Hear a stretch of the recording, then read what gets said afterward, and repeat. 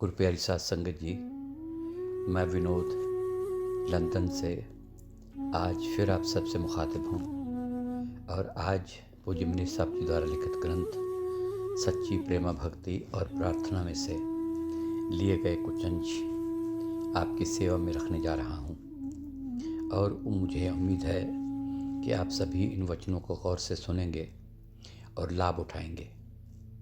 और आज कल से आगे भक्ति करने का समय। पूज्य मनीष साहब जी आज अपनी ज़ुबान मुबारक से फरमाते हैं कि इंसान मोह माया में ऐसा बंधा पड़ा है कि भक्ति करने की इच्छा रखता हुआ भी भक्ति नहीं कर सकता। श्री गुरु तेग बहादुर जी इसके बारे में फरमाते हैं कि मनुष्य सारी उम्र दुनियावी उलझनों को हल करने में अर्थात स्त्री बाल बच्चों यारों दोस्तों के कामों में या दुनिया के और सामानों ज़मीनों जायदादों के इकट्ठे करने में गुजार देता है। ये सब मौत के समय साथ नहीं देते और यहीं रह जाते हैं। कितने युगों के बाद 84 में भटकते भटकते यह मनुष्य चोला मिलता है। यह ही मालिक के मिलने का समय है। इसको ऐसे ही बर्बाद करके चला जाता है।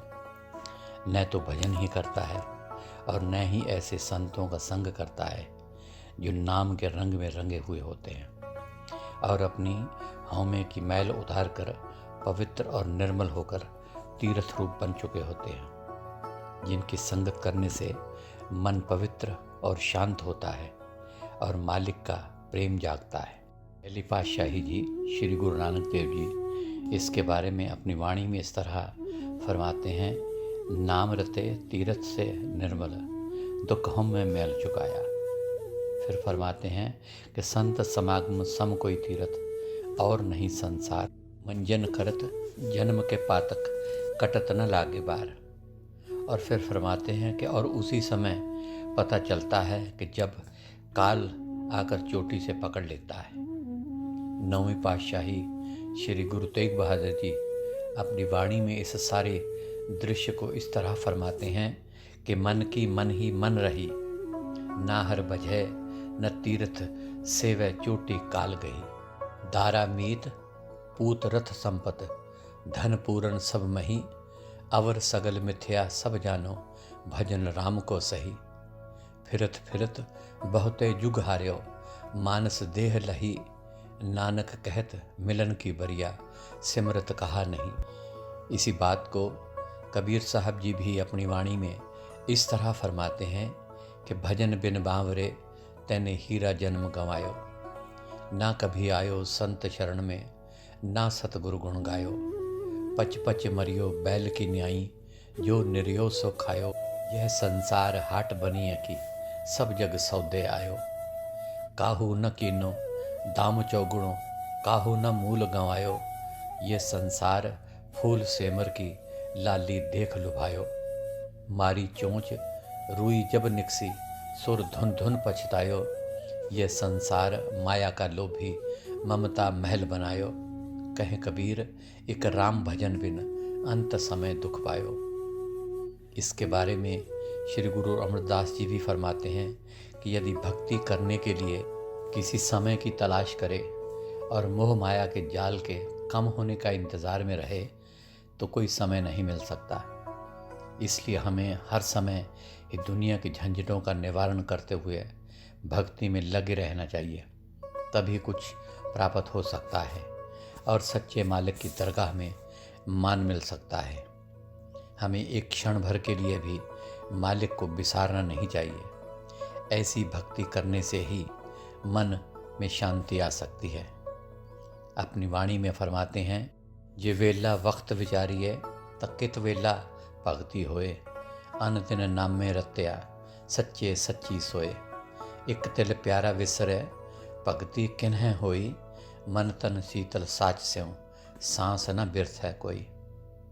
पूज्य मनीष साहब जी आगे फरमाते हैं कि हम सब अपनी अपनी प्रारब्ध लिखवा कर लेकर आए हैं, उसके अनुसार ही दुनियावी काम चलते हैं और चलते रहेंगे। जो कुछ हम किस्मत में लिखवा कर लाए हैं वह हर हालत में हमें मिलता रहता है। बल्कि सच्ची भक्ति करने से इसमें और बरकतें बढ़ जाती हैं और दुनियावी धंधे अपने आप आसानी से चलते रहते हैं। बहुत लोगों का ख्याल है कि भक्ति ब्रह्मचर्य और गृहस्थ भोगने के बाद ही, अर्थात 50 वर्ष की उम्र के बाद ही होनी चाहिए। यदि बहुत ही जल्दी शुरू की जावे तो कम से कम 40 वर्ष की उम्र से पहले से शुरू ना की जाए और मनुष्य भक्ति करने की काबिल इसी उम्र में होता है। ये उन लोगों के ख्याल हैं जो भक्ति के असल भेदों को नहीं जानते या खुद भक्ति करने में आलसी हैं या करना नहीं चाहते। भक्ति करने जैसा कठिन कार्य कोई भी नहीं। जब इस उम्र में इंसान दूसरे कार्यों के करने के काबिल नहीं रहता तो फिर वह भक्ति कैसे कर सकता है? फिर कौन जान सकता है कि उस समय के इंतज़ार में काल कब मौत का घंटा खड़का दे। फरीद साहब फरमाते हैं कि जिन्होंने काले बालों के होते हुए अर्थात जवानी में भक्ति ना की तो सफ़ेद बालों में अर्थात बुढ़ापे में कैसे करेंगे। फरमाते हैं कि फरीदा काली जिना न राव्या तौली रावे कोई। भक्ति करने में खास रुकावटें मन की ही कामनाएं हैं जिनको दूर करना अति कठिन है। ये कामनाएं जवानी और बचपन में कम होती हैं और बुढ़ापे में ज़्यादा बढ़ जाती हैं। उधर आयु कम रह जाती है, शरीर कमज़ोर हो जाता है। फिर कामनाओं का ढेर किस तरह उठाया जा सकता है और मनुष्य का भक्ति करना कैसे संभव हो सकता है। महात्मा बेणी साहब फरमाते हैं कि जब बाल सफ़ेद फूलों से बढ़कर सफ़ेद हो जाते हैं और ज़ुबान तोतली और आवाज़ धीमी हो जाती है तो ऐसा लगता है कि जैसे कोई साथ में पाताल से बोल रहा हो और सुनने वाले को तो समझ ही नहीं पड़ती। गले में बलगम खड़खड़ खड़ाती है और आंखों से पानी के झरने चलते हैं।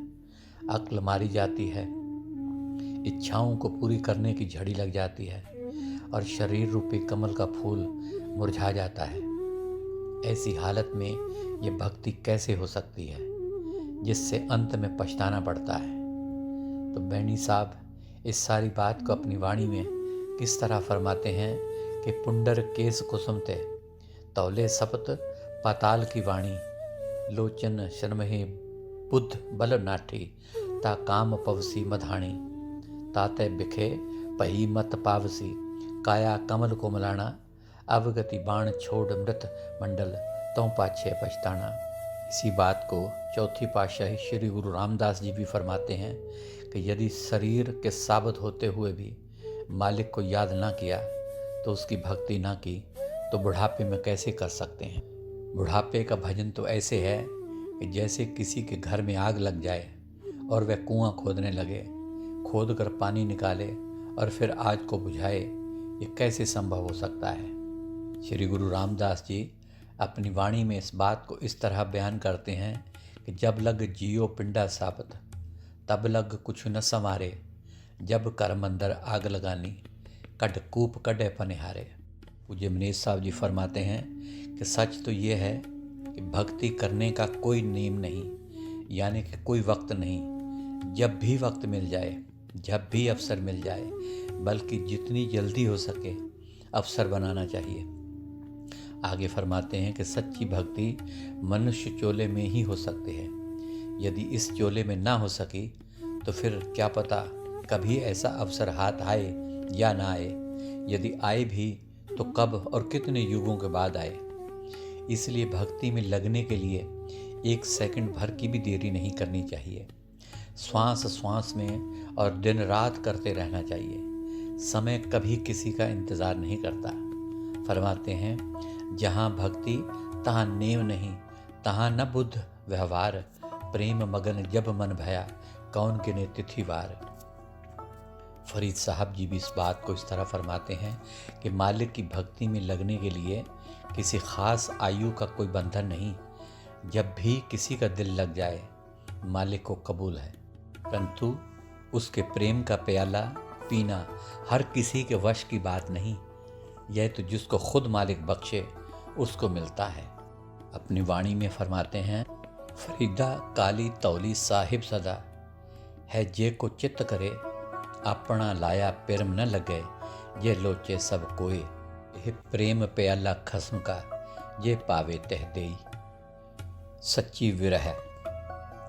पूज्य मनीष साहब जी आगे अपनी ज़बान मुबारक से फरमाते हैं कि संतों की सोहबत में जाने से जीव को दुनिया से वैराग्य होने लगता है, मालिक से मिलने की तड़प पैदा होती है और भक्ति करने का शौक बढ़ता है। हर वक्त ख्याल मालिक और उसकी भक्ति की तरफ रहने लगता है। जीव संतों और उनकी साथ संगत में रहना पसंद करता है, जहाँ उसको सतगुरु की याद आती रहती है और खुशी तथा शांति मिलती है। वही लोग इसको अपने भाई बहन या सच्चे रिश्तेदार नजर आने लगते हैं। पल भर के लिए भी उनसे दूर नहीं रहना चाहता। श्री गुरु रामदास जी फरमाते हैं कि संतों के वचन मेरे अंदर तीर की तरह गड़ गए हैं। मालिक से मिलने की ऐसी तड़प पैदा हो गई है जैसे एक प्यासे को पानी की हुआ करती है।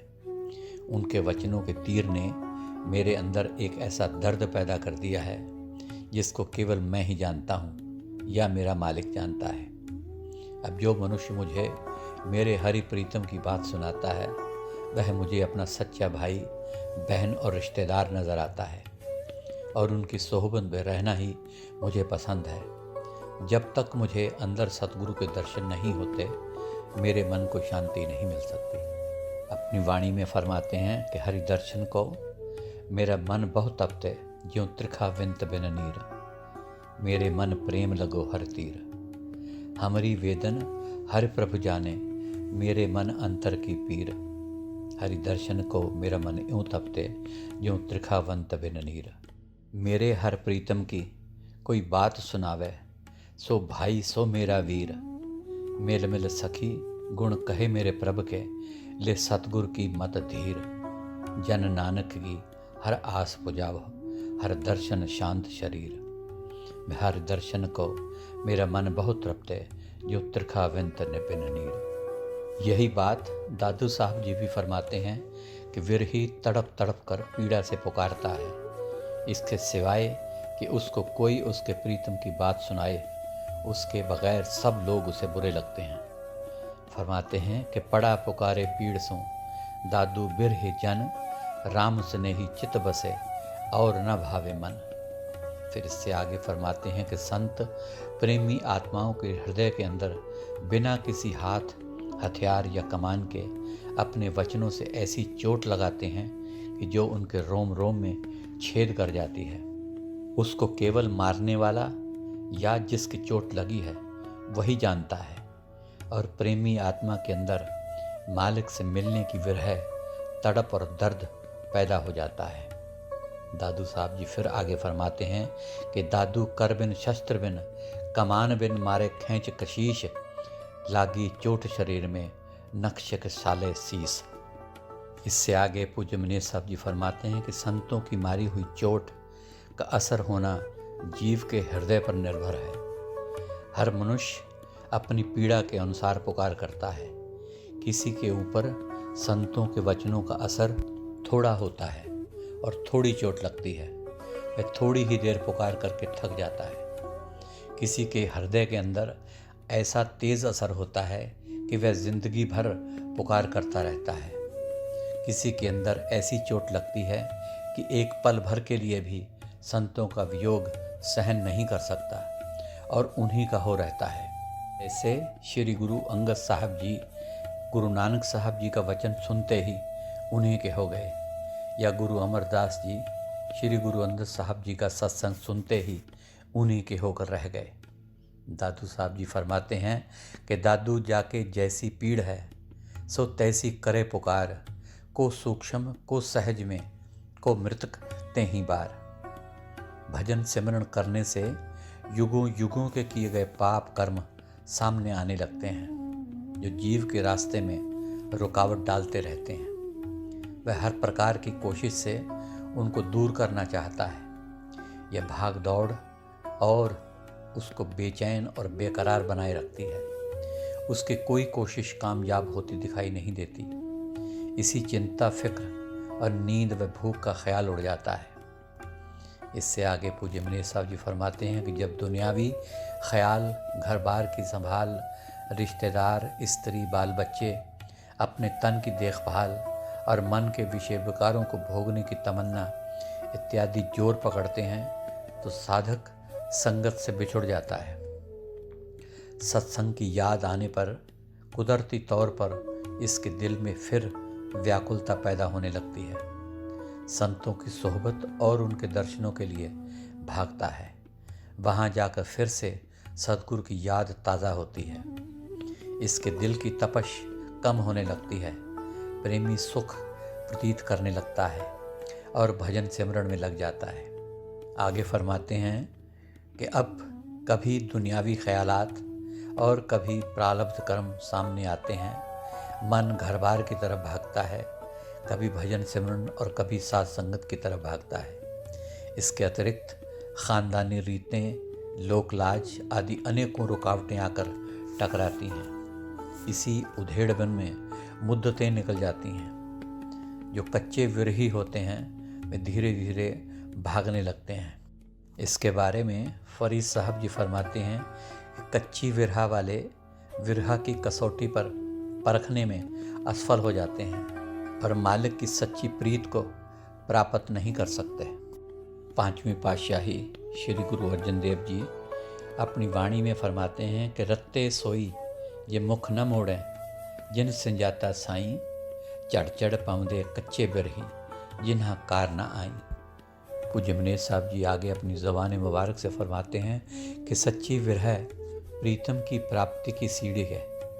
और इसी बात को महात्मा दादू साहब जी भी फरमाते हैं कि विरह सतगुरु के महल तक पहुंचने वाली सीढ़ी है।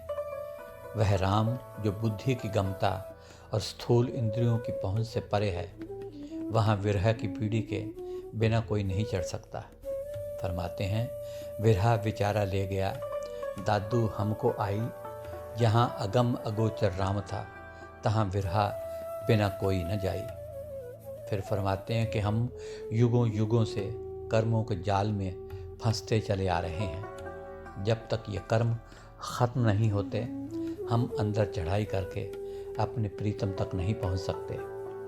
इनको ख़त्म करने के लिए मुद्दतें चाहिए।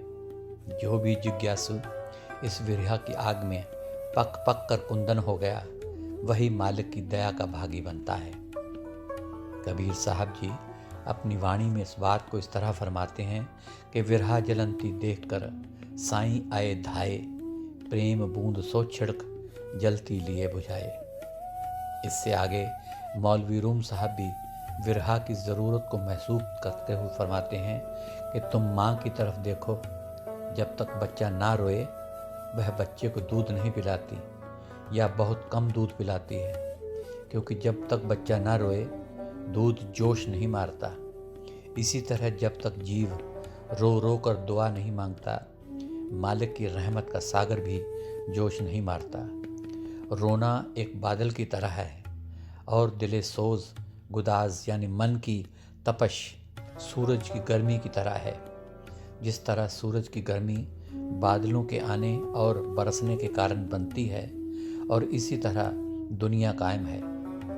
इसी प्रकार विरह फिराक और सोजो गुदाज की जलन और तपश से मालिक की रहमत भरी मेहर का बादल जोश में आकर बरसता है और जीव को शांति प्रदान करता है। हाफिज साहब भी इसी तरह फरमाते हैं कि पहले अपने अंदर प्यास पैदा करो, फिर देखो कि पानी किस तरह अपने आप उमड़ता हुआ चला आता है। इससे आगे पूज्य मनीष साहब जी फरमाते हैं कि विरह हृदय की सब मैलें साफ कर देता है और मालिक से मिला देता है। सतगुरु की सच्ची प्रीत और उसके मिलने की तड़प से जितना हृदय शुद्ध होता है, वो 100 वर्ष के भजन से नहीं होता। दादू साहब फरमाते हैं कि विरहा अग्नि में जल गए मन के मैल विकार, दादू बिरही पीव का देखेगा दीदार। फिर फरमाते हैं कि मालिक की प्राप्ति के लिए सब ज्ञान, ध्यान, जप तप, योग साधना वगैरह और विषय वासनाओं को छोड़कर अपने हृदय के अंदर विरह पैदा करो। अपनी वाणी में दादू साहब जी फरमाते हैं, ज्ञान ध्यान सब छाड़ दे, जब तप साधन योग दादू बिरह ले रहे छाड़ सगल रस भोग। साहब स्यों कुछ बल नहीं जन हठ साधे कोई। दादू पीड़ पुकारिए रोना होए सो होए। फिर फरमाते हैं कि जहाँ विरहा आ जाए तो बाकी क्या रह गया। विरह के तो शरीर रक्षा, विचार व्यवहार, बुद्धि शास्त्र ज्ञान, विवेक और मर्यादा इत्यादि सब नष्ट हो जाते हैं। वहाँ तो केवल सिर्फ एक ही ध्यान रह जाता है। आगे फरमाते हैं कि जहाँ बिरहा वहाँ और क्या, सुध बुध नाट्य ज्ञान, लोक वेद मार्ग तजे दादू एक जान। फिर आगे फरमाते हैं कि बिना सच्ची लगन और तड़पे किसी काम में सफलता नहीं मिलती। इसी तरह जब तक अंदर सच्ची लगन और तड़प नहीं, मालिक का दीदार भी नहीं होता। दादू साहब जी इस बात को इस तरह बयान करते हैं कि अंतर पीड़ न उभरे, बाहर करे पुकार, दादू सो क्यों लहे साहब का दीदार। इसी बात को हज़रत बायज़ीद बुस्तामी जी फरमाते हैं कि अंतःकरण में उपजा हुआ ईश्वर दर्शन का एक कण जितना उत्साह भी स्वर्ग के लाखों मंदिरों के मिठास से अधिक मीठा होता है। और इसी बात को मौलवी रूम साहब जी भी अपनी मसनवी में इस तरह फरमाते हैं कि आतिशे अज इश्क दर जाँ बरफरोज़, सरब सर बिक्रे इबादत राबसोज़। और फिर फरमाते हैं कि ए जाहिद, यदि तूने मालिक के सच्चे काबे में पहुंचना है तो तू तरी के रास्ते अर्थात आंसुओं के समुंदर के रास्ते से होकर जा, तब जल्दी पहुंचेगा। तेरी खुश्क नमाजें, खुश्क रोज़े, खुश्क माला फेरना, खुश्क पाठ, ना कोई आंसू निकले ना कोई तड़प, खुश्की के रास्ते से जाना है। लोग तरी के रास्ते से जल्दी मक्का पहुंच जाते हैं। फिर फरमाते हैं कि सच्ची नमाज ये है कि आत्मा मालिक की याद की मस्ती में झूम उठे। ऐसी फेरी हुई माला एक दम में हजारी मालाओं से फेरने का असर रखती है। यह माला दिली तड़फ और दर्द से फेरी जाती है। प्रीतम का नाम एक बार ही ले लो, परंतु सच्चे दिल प्यार से रोम रोम की जुबान बोल उठे। जो कुछ भी निकले जिगर से निकले, तन बदन की सुध ना रहे। सच्चा नमाजी बिना आँखों के रोता है, बिना मुंह के पुकारता है और बिना हाथों के पीटता है। और उसके अंतःकरण में ऐसी क्रियाएं अपने आप दिन ब दिन रात चलती रहती हैं और ये रोना ही मालिक के मिलाप का कारण बनता है।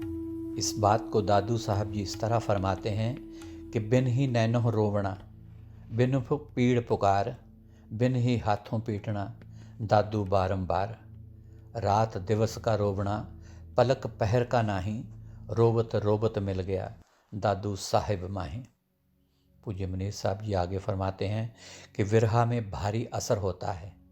ये बहुत बड़ी शक्तिशाली ताकत है। जिस घट में यह अपना डेरा लगा लेती है वहाँ कोई दूसरा संस्कार पंख नहीं मार सकता। विरहा से निकले हुए गर्म आंसू पानी मनुष्य के अंदर दबे हुए संस्कारों को धो डालते हैं। विरहा में मनुष्य की रुचि स्वाभाविक ही अपने प्रीतम की तरफ हो जाती है। हर वक्त ख्याल मालिक की तरफ रहने से आपा भाव भूलने लगता है। विरही को अपने हार श्रृंगार और शरीर की सब बनावटें भूल जाती हैं और उसको अपने प्रीतम की याद अपने तरफ खींचे रखती है। फिर आगे फरमाते हैं कि जिस तरह एक पतिव्रता अपने सब सुखों और वस्तुओं को त्याग कर अपने मृतक पति के लिए भस्म हो जाती है, इसी तरह सच्चा भक्त सभी अहंकार को नष्ट करके राम के दर्शन का विलाप करता है और दर्शन के लिए बारंबार पुकारता है और तड़प तड़प कर मरता है। इसी विरह की अग्नि में संपूर्ण वासनाएं जलकर भस्म हो जाती हैं और उसे दर्शन के बिना क्षण भर भी सुख नहीं मिलता। तो दादू साहब जी इस बात को इस तरह बयान करते हैं कि ज्यों जीवित मृतक कारणे गत कर नाखे आप, यूं दादू कारण राम के बिरही करे विलाप। वह रोता है, चिल्लाता है और पतिव्रता नारी की तरह तन मन धन जिस्म और जान मालिक के दर्शनों की चिता पर न्यौछावर करने की तैयार रहता है। दादू साहब जी आगे फरमाते हैं कि दीन दुनी सदके करूं, टुक देखण दे दीदार, तन मन भी छिन छिन करूं, बहिष्ट दोज़ख भी बार।